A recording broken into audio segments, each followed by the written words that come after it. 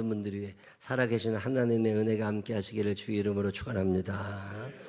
성경에 보면 해방 사건이 두 번이 나오죠. 첫 번째 것은 이스라엘 백성들이 애굽에서 종살이하다가 400년 만에 나오는 그런 해방 사건이 하나 있고, 두 번째는 바벨론에 포로로 잡혀가 있다가 나오는 사건이, 해방 사건이 크게 두 개가 있는데, 이스라엘 백성이 애굽에서 나와가지고 홍해를 건너지요. 그리고 광야에서 있는 동안에 십계명을 받습니다. 하나님이 그들에게 요구하셨던 것, 하나님이 우리에게 요구하시는 것은 어려운 게 아니라 너네 하나님 사랑하고 살아, 이웃 사랑하고 살아, 요거밖에 없는 거거든요. 근데 하나님 사랑, 이웃 사랑하며 살아가야 될 우리들이 자꾸만 자기 사랑에 빠집니다. 육체의 정욕과 안목의 정욕과 이생의 자랑을 따라가고 자기 욕심껏 살아가다가 자꾸 죄를 지면서 하나님의 말씀에서 멀어져 가요.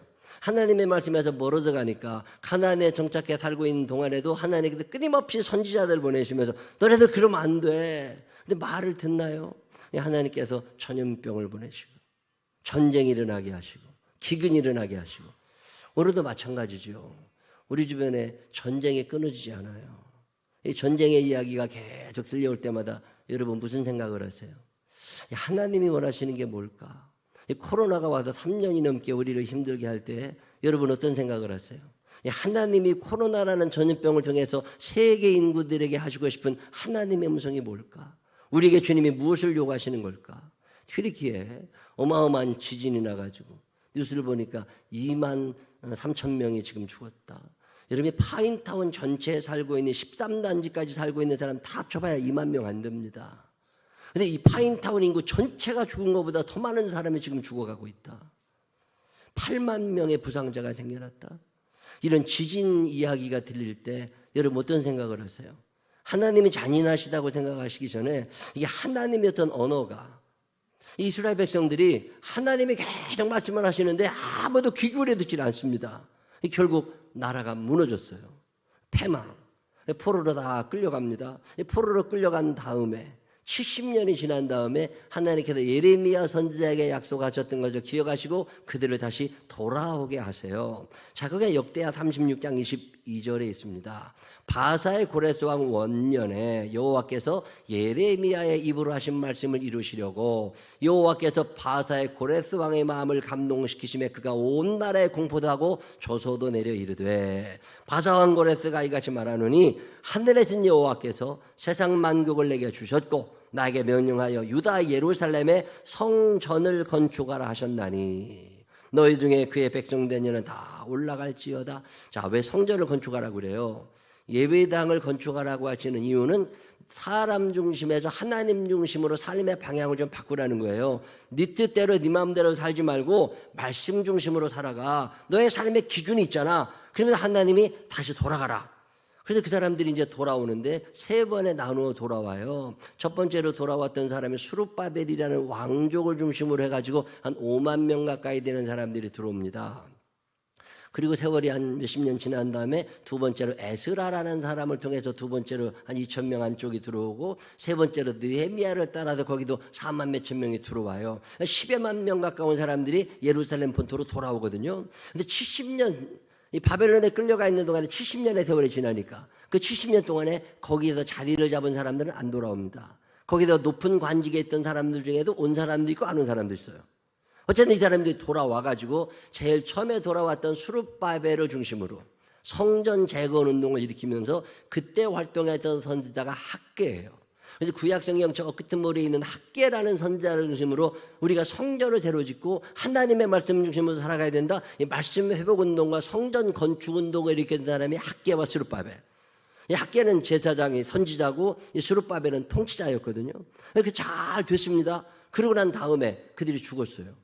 죽은 다음에 예언자가 없어지니까 또 죄를 짓기 시작해. 하나님에게서 멀어져도 자꾸 사람을 자꾸 자기 뜻대로만 살려고 그러고 하나님 말씀을 자기 삶의 기준으로 삼지 않아요. 나라가 점점 피폐해져 가고 힘들어갈 때 또 한 사람이 등장하는 게 에스라예요. 이 인물이 닮고 싶은 사람의 신명 여러분에게 소개해 드리려고 했던 게 2년이 넘어가면서 닮기 싫은 놈들 한 20명, 닮고 싶은 분들 100명, 오늘이 100번째 인물인데 한 사람을 두세 번 한 적도 있으니까 100명까지는 안 될 텐데 제가 오늘이 담고 싶은 인물을 오늘까지만 여러분에게 말씀을 드리고 다음 주부터는 누가복음을 같이 읽으려고 그래요. 오늘 이 마지막 시간에 선택한 인물이 에스라입니다. 참 더 뽑고 싶은 사람이 많은데 너무 내가 지루해. 그래가지고 에스라까지만 맘치는데 오늘 에스라를 여러분에게 소개해드리는데 이 에스라의 이야기가 저에게 은혜가 되었던 것처럼 여러분에게도 은혜가 되어서 우리의 삶이 에스라의 삶을 닮아가면서 결국 예수님을 닮아갈 수 있는 우리들이 되시기를 주님의 이름으로 축원합니다. 그 에스라, 이스라엘 땅에는요 다윗과 솔로몬 시대에 성전이 세워집니다. 성전 중심 중앙집권제. 그래가지고 다 예배를 드리려고 그러면 성전으로 와야 돼요. 성전에 와서 예배를 드렸는데 이 성전은 무너졌습니다. 성전이 무너진 다음에 그 성전을 다시 건축했던 사람이 수룹바벨이거든요. 학계거든요. 근데 이거 성전을 만들어 놨는데도 예배를 잘 드리지 않아요. 그때 기발한 생각을 하나 합니다. 중앙집권이 안 된다. 지방 분권으로 나눠야 된다. 성전을 예루살렘에만 세워놓지 말고 마을마다 성전을 짓자. 마을마다 돈이 얼마나 든다고 성전으로 어떻게 된다고 그럴 때 에스라가 회당을 이야기합니다. 회당을 전국 산골짜기 골짜기마다 조그마한 집 같은데 거기다가 어떤 초소 하나를 마련해놓고 거기서 누군가 하나님의 말씀으로 살고 싶은 사람이 동네 사람들을 가리키고 모여서 예배를 드리는 이 회당을 만들어 놓은 사람이 에스라예요. 성전이 중앙 집권제를 지방 분권화로 바꿔나가면서 성전 중심의 신앙을 회당 중심에 쫙 터져가지고 이 회당 중심의 신앙을 만들면서 소위 말하는 풀뿌리 민주주의처럼 그 마을마다 신앙 회복 운동을 일으켰던 사람이 에스라예요. 이 에스라의 신앙 회복 운동이 성공을 합니다. 이 회당마다 회당장이 있던 것처럼 전국에 있는 모든 회당장의 우두머리, 대회당장이 에스라예요. 이 에스라는 구약 성경에 어마어마한 위치를 차지하고 있는 사람입니다. 이 율법을 선포한 사람 모세입니다. 시내산에서 하나님께로부터 말씀을 받아서 율법을 선포한 사람이 모세라면 이 모세가 선포했던 말씀이 다 먹혀 들어가질 않았어요. 제대로 가르쳐주질 않았다고. 그때 마을마다 찾아다니면서 그 하나님의 말씀을 제대로 가르쳐주고 이 말씀을 지켜야 된다고 이야기했던 사람이 에스라입니다. 이 에스라는 성경에 보면 아론의 16대 손이라고 나와요. 제사장 가문의 아들입니다. 그가 어마어마하게 공부를 많이 한 사람이고 또 동시에 그 당시에 이 페르시아의 바벨론에 굉장히 높은 지위에 있었던 자 에스라 7장 6절 이 에스라가 바벨론에서 올라왔으니 그는 이스라엘 하나님 여호와께 두신 모세 율법에 익숙한 학자다. 모세 전문가라는 율법 전문가. 그의 하나님 여호와의 도우심을 입음으로 왕에게 구하는 것은 다 받는 자더라. 그가 왕에게 이야기하면 왕도 거절하지 못할 만큼 어마어마한 영향력을 가지고 있었던 사람이 에스라라는 거예요. 페르시아 왕의 명령을 받고 예루살렘에 오는데 그가 받은 명령의 내용이 성경에 나옵니다. 에스라 7장 25절 26절 에스라여 너는 내 손에 있는 내 하나님의 지혜를 따라 내 하나님의 율법을 아는 자를 법관과 재판관을 삼아. 믿음이 좋은 사람들, 율법 전문가들로 법조인을 만들어서 강 건너편 이스라엘을 말합니다. 모든 백성을 재판하게 하고 그중 알지 못하는 자는 너희가 가르쳐라. 하나님의 말씀으로 나라를 다시 세우라는 거예요. 너희가 괜히 무너진 게 아니다. 그 전염병에 시달리고 전쟁에 무너지고 지진에 무너지고 그게 괜히 그런 게 아니라 하나님에게서 멀어지니까 하나님이 자꾸 우리를 부르시는 사인이었는데 너희가 그걸 몰라서 망해지니까 이제 지금부터라도 가서 정신 차리고 저 산골에 있는 사람, 저 바닷가에 있는 사람까지 다 하나님의 말씀으로 변화되어서 하나님께로 가까이 올수록 너희가 이 명령을 잘 준행해 나는데 자, 그 다음 절에 26절 무릇 내 하나님의 명령과 왕의 명령을 준행하지 아니하는 자는 속히 그 죄를 정하여 혹 죽이거나 귀양 보내거나 가사를 몰수하거나 옥에 가둘지니라 하였더라. 엄청난 권력을 주면서 강제로라도 하나님의 나라를 만들어가라고 명령을 받는 사람이 에스라예요. 에스라가 들어갑니다. 그래서 바벨론에서 다시 나와가지고 예루살렘에 와가지고 이 일을 해낸 사람이 에스라예요. 하나님의 말씀하시는 게 복잡한 거 아니었거든요. 주일 정도 잘해야 돼. 예배 잘 드려. 절기 잘 지켜. 하나님 뜻대로 살아야 돼. 삶의 주인이 하나님이시라고 하는 얘기를 늘 가르치고, 두 번째는 재물의 주인이 하나님이시다. 너희가 돈을 버는 게 아니라 하나님이 너희에게 재물의 은사를 주시는 거니까 그 모든 예물의 10분의 1을 하나님께 드리면서 이것이 내 것이 아니라 하나님의 것임을 인정하는 행위를 해라. 이게 11조로 나타나는 거잖아요. 주일 성도 잘해라, 11주 생활 잘해라, 그리고 이런 이야기를 자녀에게 가르쳐라. 이게 에스라가 얘기했던 거예요. 이 말씀을, 이 에스라 이야기를 쭉 생각하면서 이 에스라와 같이 이 시대를 크게 흔들 만큼, 이 삶의 방향을 확 바꿔놓을 만큼 이 엄청난 영향을 미쳤던 이 에스라와 같은 인물들이 우리 생명나무 교회도 있게 되시기를 주의 이름으로 축원합니다. 참 훌륭한 사람입니다. 근데 성경은 에스라에 대해서 많은 이야기를 하는데 그중에 몇 가지만 여러분에게 소개를 해드리면, 에스라는 믿음의 명문 가문의 사람이에요. 성경이 강조하는 것은 그의 할아버지 16대까지 올라갔더니 거기에 아몬이 있었다는 이야기를 하거든요. 자, 보세요. 에스라 7장 1절. 이 일 후에 바사왕 아닥사스다가 왕위에 있을 때 에스라라 하는 자가 있느니라. 그는 스가랴의 아들이요 아사라의 손자요 hil기야의 증손이요. 아니 뭐 너네 집 할아버지 이름들이 이렇게 많이 나와. 이게 왜 그런 거예요? 지금 에스라 때문에 아버지가 이름이 성경에 나와. 에스라 때문에 할아버지 이름이 성경에 나와. 에스라 때문에 증조 할아버지, 고조 할아버지, 현조 할아버지 이름이 성경에 나오고 16대 할아버지까지 이름이 성경에 나와. 오늘 여러분 때문에 여러분의 부모님들의 이름이 성경에 기록될 만한 위대한 삶을 살지는 못했다 할지라도, 여러분의 믿음을 대물림해 줌으로 해서 여러분의 자녀들 때문에 여러분의 이름이 빛나는 믿음의 명문 가문들을 세워가시기를 주의 이름으로 축원합니다. 내가 물려받은 것은 없지만 물려줄 것이 있는 조상이 된다는 거, 이거 굉장히 큰 의미가 있습니다. 믿음이 대물림되고 한다는 걸 여러분이 우습게 하시면 안 됩니다. 제가 몇 달 작년에 어느 교회 부흥회를 갔는데 그 목사님이 참 신실하게 목회를 잘 하시는 분이세요. 저랑 오래 같이 아는 분인데 그분이 예배를 다 마치고 났는데 저한테 뭐라 그러냐면, 당신은 나이는 저보다 훨씬 많은 형인데 제가 참 부러웠대요. 오랜 세월 지켜보면 이 목사님은 뭘 하든지 되더래. 왜 저 사람은 저렇게 잘 되냐. 자기는 시골에서 목회하면서 참 힘들었대요. 뭐 성실하고 정직하고 아주 열심히 목회를 하시지만 경제적으로 넉넉지 않았고 이 교회에 조기를 옮긴 적도 있고 힘들었는데, 이제 저랑 같이 사이를 같이 하면서 쭉 보니까 내가 그 이유를 알았대. 그러면서 내가 그렇게 이 목사님이 부럽고 형통한 사람이라 뭘 해도 되니까 참 부러웠는데 이유를 알았대. 근데 그 이유가 뭔지 나한테 좀 알려달라고 그랬더니 목사님 때문이 아니라 조상 덕질해. 좋은 엄마 만나 그런 거래.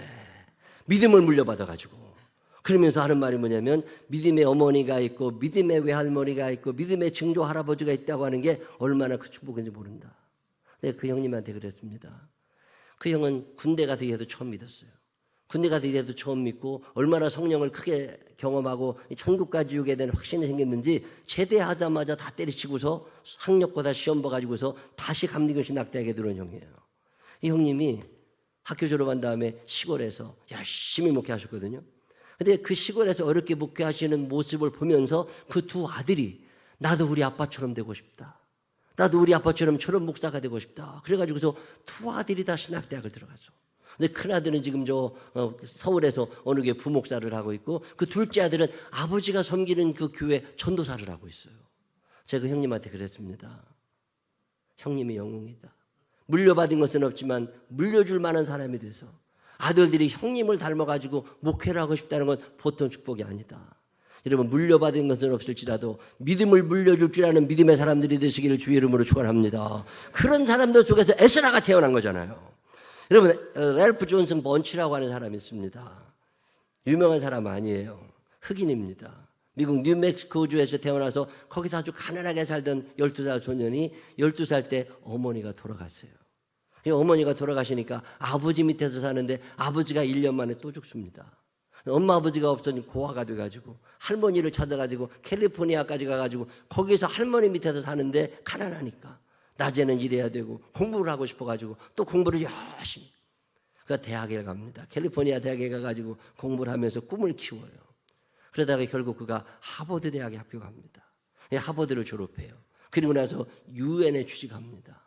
유엔의 말단 직원으로 취직해가지고 얼마나 성실하게 열심히 일을 했는지 부사무총장이 됐어요. 그가 부사무총장이 됐을 때, 2인자가 됐을 때 아랍 민족하고 유대 민족이 전쟁이 일어납니다. 근데 거기에 찾아가가지고 그들을 화해시켜요. 이 흑인이 가죠. 그러고 나더니 그 공로를 인정받아가지고서 노벨 평화상을 타는 흑인이 됩니다. 이 흑인이 이 노벨 평화상을 탄 다음에 기자들이 몰려와가지고서 어떻게 이렇게 어마어마한 일을, 그 대통령들도 하지 못하는 일을 당신 어떻게 해냈느냐. 그가 결혼했을 때, 결혼하고 나서 낳은 첫 번째 자녀가 소아마비에 걸려서 장애인이 됩니다. 상황으로 쳐다보면 참 힘든 인생을 사셨던 분인데 그가 이런 얘기해요. 자기 어머니가 돌아가시면서 자기 손을 붙잡고서 하나님이 살아계시다. 너 인생을 살면서 엄마가 죽은 다음에 아무도 의지하지 말고 하나님을 의지하고 살아야 된다. 얘기하고 싶으면 하나님께 얘기해라. 소원 있거든 하나님께 빌어라. 그리고서 하나님을 소개해 주고 갔는데 그 어머니가 소개해 주셨던 하나님이 자기를 여기까지 인도하셨다는 거예요. 그래서 어떤 환경 속에서도 다 힘들고 꺾이고 싶을 때도 하나님 한 분을 의지하면서 어머니가 나에게 물려주셨던 그 하나님을 향한 뜨거운 사랑과 신앙의 고백, 힘들고 어렵고 넘어지고 싶을 때마다 늘 그 말씀을 생각하면서 하나님께 나아갔대요. 내가 하나님께 나아갔더니 하나님이 오늘의 나를 만들어 주셨다고. 제가 그 글을 읽으면서 참 마음에 감동을 받았어요. 여러분, 그 링컨 대통령이 그 어려운 상황에서 노예 해방, 이 역사의 물결을 크게 바꾼 이 엄청난 사람, 그 사람이 무슨 얘기예요? 그가 어렸을 때 어머니가 돌아가시면서 그 다 찢어진 성경책, 엄마가 보던 성경책을 아들에게 주면서 너 이게 나를 만들어 왔고 이게 오늘의 나를 있게 했다. 너 성경을 읽어야 된다. 하나님 말씀대로 살아야 된다. 그 아들을 붙잡고 믿음을 대물림해 주니 나의 사랑하는 책 비록 헤어졌으나 어머니의 무릎 위에 앉아서 그 하나님의 말씀을 내 삶의 기준으로 삼고 열심히 그렇게 많은 실패와 좌절을 겪으면서도 하나님이 결국은 나를 인도하실 것이다. 그리고 일어나서 어마어마한 일을 해내잖아요. 여러분, 오늘 자녀들에게 뭘 물려주려고 그러세요? 이 에스라가 하늘에서 떨어진 사람이 아닙니다. 그의 아버지가 믿음을 물려주고 그의 할아버지가 믿음을 물려주고 링컨이 이 어마어마한 위대한 인물들의 뒤에는 그 많은 부모들이 있잖아요. 저는 더러 우리 아들, 딸이 훌륭하게 해달라고 기도하지 않습니다. 그런 기도를 할 때마다 늘 마음에 생기는 건 무슨 생각이냐면 아들, 딸과 손자, 손녀가 잘 되기를 기도하지 말고 네가 너 자신이 훌륭한 아버지가 되기 위하여 기도하고 훌륭한 할아버지가 되기 위하여 기도하고 하나님, 내가 이런 엄마가 되기를 원합니다. 하나님, 내 영향 아래에서 우리의 자녀들이 자라나고 있는데 그 아이들의 길을 잘못 인도하지 않도록 하나님, 내게 이런 길을 열 수 있는 그런 복을 허락하여 주시옵소서. 이런 훌륭한 엄마가 되게 해달라고 기도하세요. 자녀들을 위하여만 기도하지 말고 하나님, 우리 가문에 에스라가 나오기를 원합니다. 하나님, 우리의 가문에서 어마어마한 인물이 나오기를 원합니다. 이 기도의 제목이 여러분의 기도의 제목이 되시기를 주의 이름으로 축원합니다. 그게 에스라예요. 에스라 때문에 16대 할아버지까지 이름이 성경에 나와. 이야, 어마어마한 사람입니다. 여러분, 어떻게 기도하세요? 앞으로 기도할 때 혹시나 생각이 나시거든 자녀들의 앞길을 위하여 기도할 때 그 자녀들을 축복하는 기도도 물론 하지만 그 자녀들에게 믿음을 물려줄 만한 엄마가 되게 하여 주옵소서. 이 기도가 여러분의 기도가 되시기를 주의 이름으로 축원합니다.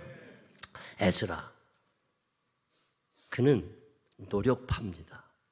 저는 이 에스라의 노력을 좀 배우고 싶어요. 담고 싶어요. 모세가 하나님께로부터 율법을 받은 사람, 율법을 처음으로 백성들에게 선포한 사람이라면 에스라는 그 율법을 다시 해석해가지고 사람들에게 알려준 사람입니다. 제가 대학교 다닐 때, 대학원 다닐 때 우리 대학교 선생님 한 분이 늘 하시던 말씀이 복음 상황 해석이에요.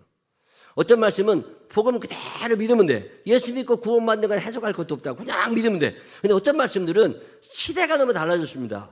그 시대에 맞던 말씀이 오늘의 시대에 어떻게 맞을 거냐. 이 복음을 상황에 맞춰서 다시 해석해가지고 사람들의 마음을 하나님께로 돌아오게 하는 사람들이 설교자인 거다. 설교자는 번역, 이 해석을 해주는 사람이다.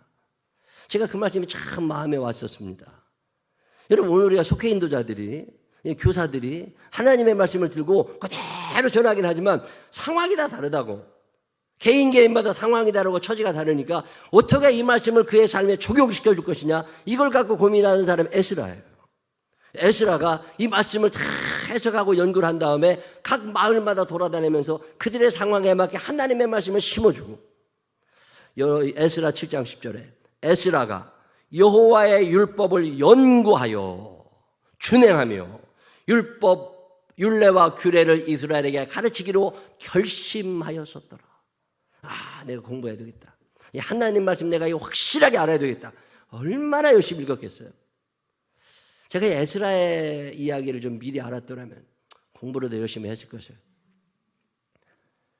그나마 제가 30대 초반에 20대 후반 목회를 시작하면서 거의 매일마다 창세기부터 계시록까지를 주석책을 갖다 놓고 매일마다 읽었던 그 3, 4년의 세월이 저한테 있거든요.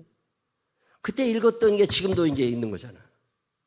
하나님의 말씀에 푹 빠져가지고서 그 말씀 한 절 한 절이 내 마음에 교훈되도다. 그 말씀 한 절 한 절을 내가 붙잡고. 우리가 인생을 살면서 아무나 형통한 게 아닙니다. 구원은 믿음으로 받는 거 맞아요. 오직 의인은 믿음으로 말미암아 살리라. 내가 하나님의 백성이 되고 내가 천국에 가는데 내 의라는 건 하나도 없습니다. 그건 0%예요. 하나님의 100% 의가 전적 은혜라고 합니다. 자, 우리가 구원받는 데는 100% 하나님의 은혜 맞아요. 자, 그러면 내가 하나님께서 주시는 은혜와 축복을 받아들이고 이 땅에서 형통하게 사는 데는 하나님의 100%가 아니라는 걸 아셔야 돼요. 하나님이 아무리 에스라에게 은혜를 내려주셨어도 에스라가 이걸 받을 만한 그릇이 안 되면 쏟아져 없어집니다. 형통의 복은 구원의 복과 다른 거예요. 이 형통의 복에는 우리의 노력이 있어야 됩니다. 아주 열심히 살아야 돼요. 제가 장기려 박사 기억하세요? 1979년에 막사이 상을 수상했던 장기려, 아주 유명한 의사 선생님이죠. 저 부산 복음병원 원장도 했었고 고신대에서도 강의를 했었고 아주 굉장히 유명한 김일성의 맹장 수술을 해주었던 사람으로도 유명하죠. 그 장기려 박사가 아주 했던 유명한 말이 있습니다. 그 당시는 의사의 수술이라고 하는 게 흔하지 않을 때 이 사람이 수술 전문가니까 이 수술을 하는 걸 보러 제자들이 많이 수술한다고 그러면 찾아와서 보거든요. 어느 날 죽느냐 사느냐의 수술을 해야 돼. 이거 수술에 성공하면 살지만 수술에 실패하면 죽어. 근데 장기려 박사가 수술을 하기 전에 이 장갑을 끼기 전에 간절하게 하나님 앞에 그 많은 사람들이 보고 있는데 기도를 해요. 얼마나 떨리겠어요. 간절하게 기도를 합니다. 그래서 기도를 한 다음에 수술을 했어요. 한참의 세월을 수술을 다 보내가지고서 결국 수술에 성공했고 사람이 살아났어요. 사람이 살아나니까 얼마나 좋아요. 그런 다음에 이제 박사님하고 제자들이 다 모여서 이제 검토를 합니다. 이런 회의를 하는데 그때 제자 한 사람이 손을 들고 물어봐요. 선생님, 그 환자가 살아난 것이 선생님의 의술 때문입니까? 아니면 선생님의 기도 때문입니까? 자, 여러분 뭐라고 대답하시겠어요? 저는 이거 잊지 못합니다. 그런데 장기려 박사가 만약에 내 의술 때문이라면 왜 기도가 필요하냐? 만약에 하나님의 능력이라면 왜 내가 공부를 했겠냐? 하나님의 능력 50%, 내 실력 50%. 하나님의 실력만, 하나님의 은혜만 갖고 살아날 수 없다. 내 노력만 갖고 살아갈 수 없다. 하나님의 은혜 위에 내 노력이 더해지고 내 땀이 더해지고 내 실력이 더해질 때 그때 하나님의 영광을 받으시는 거다. 이거 안 잊어버려져요. 하나님이 우리에게 은혜를 베풀어 주셔서 나를 잘하게 해줄 것이다. 이 믿음이 생긴 사람들의 특징은 다리가 움직입니다. 책을 보게 되어 있어요. 공부하게 되어 있습니다. 그런 유명한 말 있잖아요. 하나님이 해주지 않으시면 안 될 것처럼 기도하고 내가 하지 않으면 안 될 것처럼 노력해라. 시작.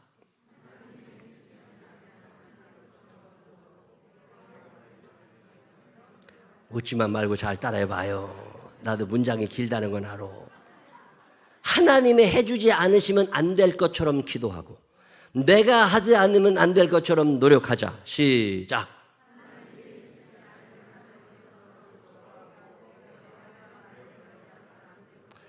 하나님의 은혜. 여러분 구원이라고 하는 건 100% 은혜로 받는 거 맞아요.